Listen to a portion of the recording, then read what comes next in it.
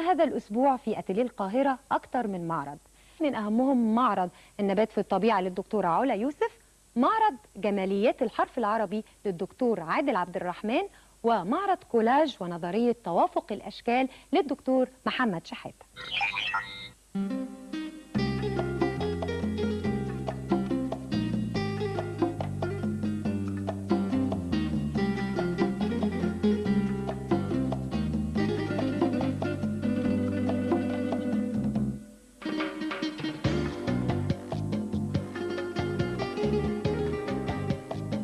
طبعا هو الحرف العربي بيحتل مكانة هامة جدا وكبيرة بالنسبة لنا كعرب، باعتباره لغة للحوار وللتواصل.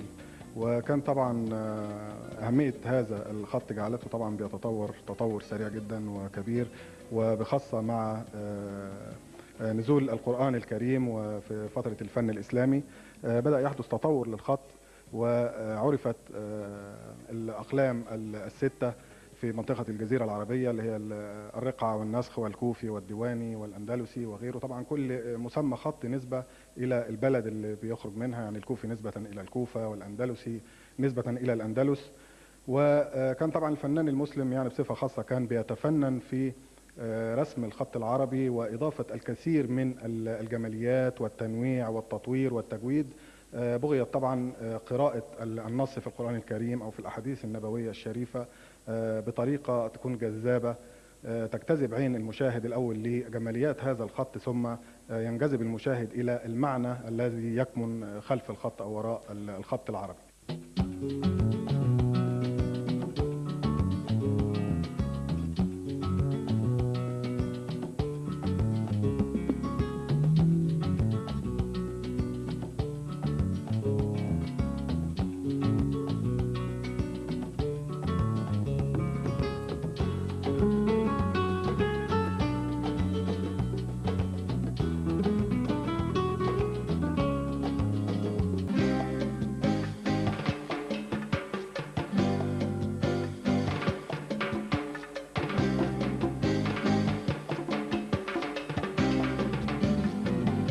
يعني الحفاظ على الهوية سواء في معرض الدكتور عادل عبد الرحمن أو الدكتور، يعني شيء رائع أن احنا نحافظ على هويتنا العربية في هذه الفترة بالذات اللي احنا بنتعرض فيها يعني لأشياء كثيرة جدا جدا ومصائب يعني لا حول لنا ولا قوة بها يعني.